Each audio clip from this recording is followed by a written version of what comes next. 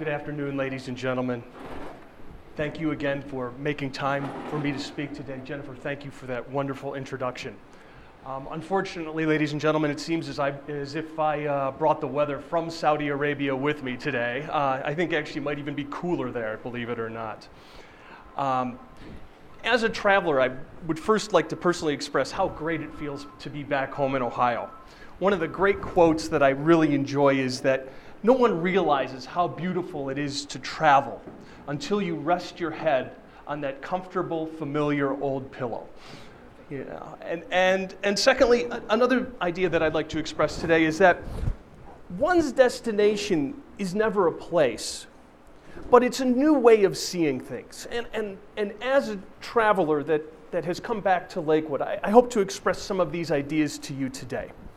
I come to you today to express my profound interest in expanding the concept of internationalism as to inspire, motivate the work of our students and our teachers and our school boards here and abroad so that they can make connections that will result in humanitarian efforts to support causes.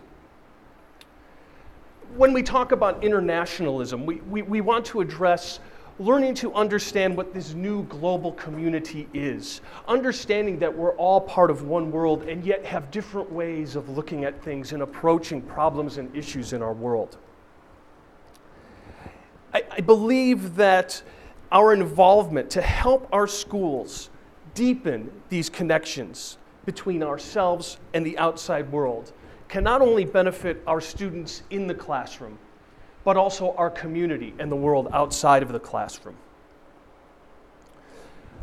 First, I'd like to talk about learning through these cultural connections and the experiences that I've had working with students who have learned through these cultural connections.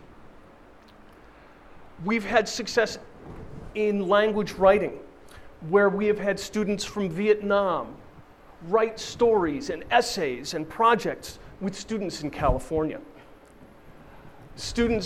Not only do the students enjoy it more, but we've found a profound improvement in their overall grades and understanding by working with students from these other cultures. For our English as a second language learners, students who don't have English as their first language, by implementing simple pen pal programs using even email, we found that not only does it improve their English, but it improves the English of their partners as well. Multicultural peer collaboration in regards to social studies and history. What a better way to study Russia than by contacting a student in Russia? What a better way to study about America than by contacting and studying with a student in America or Cleveland or Canada. But how can we expand this? Where can we take this learning? It's making profound impacts on the curriculum, but where can we take it as far as our humanitarianism? As a graduate of St. Ignatius, I constantly am reminded of the mantra that we lived by there, which was being men for others. And as we look at the International Baccalaureate program, we are also men for others, women for others, supporting not only our local communities, but our global communities as well, through international and humanitarian efforts. Kiva, by which our schools can donate to small businesses which don't have the funding to start the businesses up themselves in impoverished areas, is one example of this. Kiwanis also has several programs, such as the Eliminate program that you were mentioning earlier, that our schools support as well. When we look at international schools in reference to humanitarianism, we see that we have often a lot of areas that are eligible for be receivers of these funds, where there are many opportunities. An example of this being in Vietnam, where I spent the previous 2 years. There was an orphanage nearby our school, And our students, by doing community service, by raising funds themselves, were able to support this orphanage. They sold cookies, they had benefits, they had fundraisers, and they were able to raise money for this small orphanage. Our music program had benefit concerts for our neighboring country of Burma, and were able to supply a school with enough supplies to last them a year. We have the receiving areas, which are easy, and sometimes we have schools that desire to fund, yet don't have the opportunities. My years in Japan and Saudi Arabia have found schools with the best intentions, but no outlet for their funds. In Japan and Saudi Arabia, they possess more wealth, and thus we have a little more difficulty finding these local programs. So oftentimes we have these areas which need a lot of funds, and these areas which have a lot of funds, but we're missing these connections. So how can we connect these schools? How can we bring these schools together? How could students in Vietnam have learned about Saudi Arabia and vice versa as they worked on a project? What else could they have learned? As the students engage in project-based learning, as they work on projects together, imagine what they could have learned working together in social studies. A Saudi Arabian student working with a Vietnamese student to benefit an orphanage in Vietnam. What could they have learned as a social studies project? How would their language skills have developed? In accounting, as we heard today, how could their accounting skills for a student in Lakewood, Ohio, who is perhaps the accountant of this or part of this? How can we enable our schools and students to think big? My answer to you is quite simple. Technology, technology, technology. If you're like me, those words sometimes scare you. I'm a bit of an old dog learning new tricks when it comes to this, and the students are always 5 to 10 steps ahead of me. But why not have them be that far ahead of you? Have them teach us about the technology. So often, we have so many words that we hear of Twitter and Facebook and email and Google Documents and Edmodo. The list goes on and keeps getting bigger. By having our students embrace this technology and make connections across the world, we can allow them to make a difference and learn about being global citizens. I'd like to share with you something I heard on NPR as I was driving in the other day thinking about this speech. When we mention this media, we often hear a lot of the negative stigmas, flash mobs or bullying, cyberbullying. We often hear some negative stigmas, but there's one interesting idea that I just heard on NPR the other day. Is instead of a flash mob where everyone gets together, and I don't know if we've seen videos of people dancing on beaches or what have you, or kind of doing foolish things, I heard of an interesting idea that other people are starting to embrace. It's the cash mob idea. That in our struggling economy in America, a lot of us are trying to preserve our local economy, our local businesses. So what do people do? They get together on this media, decide there's a candy store down the street that's struggling in our neighborhood. It's been here for 30 years, they're struggling.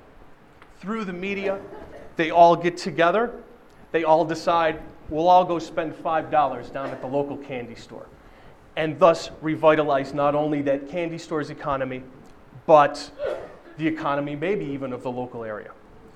I'd like to take that idea and I'd like us to think about that in reference to schools and humanitarian efforts. Again, I'd like you to think about what would happen if we could collaborate and encourage teachers to collaborate and students to collaborate and faculty and helping it build this up from the ground up, encouraging our students, encouraging our teachers to embrace this, and having them build these international communities. You know, gentlemen, it just takes one step at a time. I know what I'm asking is big, but I'd like you just to think of yourselves as operators, and how can we start by making these connections.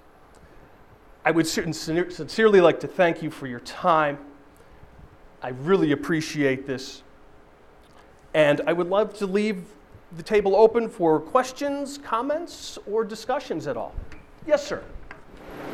Could you tell us a little bit about the inroads that your agency is making in many of these areas in Asia and the Near East, where these countries are not necessarily in tune? I'd like to know what inroads are you making in those areas? Because I have the impression, and I think many people do, that we have a lot of work to do in this country to bring our influence in those areas. And there's sharpens of ice. I'd like you to speak to that. Thank you very much. What a wonderful question, sir. As part of internationalism, of course we want to be ambassadors of our country. I love being an ambassador of Cleveland and representing what my values are, what my culture is, what my beliefs are, what my government is, what I take pride in. However, as that ambassador, I have to understand that people in these other countries also have these same beliefs, these same cultures, these same ideals. We have to keep in mind that it's sharing our ideals and hopefully having a positive exchange in this.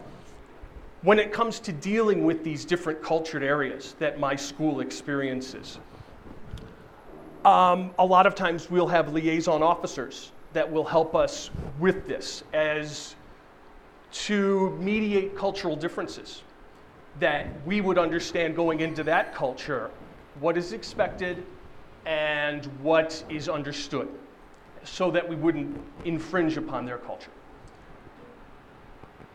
And vice versa, that they would make our intentions, our goals, our desires well apparent to the other culture. Sometimes we have a lot of difficulty interacting between them culturally and language-wise as well. Once that agreement is met, which there usually is very little, we don't run into problems very often with that, nor have I seen any issues with that. And generally, everything's agreed upon as far as the beneficial aspects of these programs that we're talking to. I hope I've answered your question. Yes, yes. Yes, sir. You know, you present some wonderful ideas, but the practicality of it, how in reality do you go about involving public schools and schools in the United States in this in a significant way when without their initiative and leadership in it, you know, they're under the gun all the time for defining curriculum and changing curriculum and making, determining the use of time by teachers as well as students. How can you move that forward without their real involvement and leadership in it? How do you connect that? That's a wonderful question again. And actually, I was going to throw that part in the speech as well. What I truly believe in is that you really have to build this idea from the bottom up. You are going to find a lot of difficulty walking into a school board, walking into a meeting and saying, we want to establish a curriculum that we're going to impose upon all our teachers, especially when we're dealing with teacher unions, et cetera, or teachers who've been doing this for several years. We start by working with the students and the teachers one-to-one, interacting with them, presenting them ideas. We have small workshops that go on for the teachers. There's a large, when we talk about this connectivity of teachers, there's several websites and web tools that also allow us to make these connections from teacher to teacher. I truly believe a top-down model is not going to work, where we walk into leadership and we say, we want to initiate these changes. It starts from the bottom up. It starts from our teachers, our students making these connections and showing how it fits into our curriculum. I have no desire to change the curriculum. However, there are ways that they can embrace the curriculum and use these ideas as well.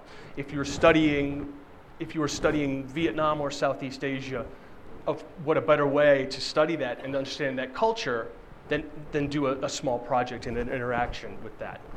I'm sorry, I think I've taken too much time. Thank you very much, gentlemen. Ladies and gentlemen, I really appreciate it.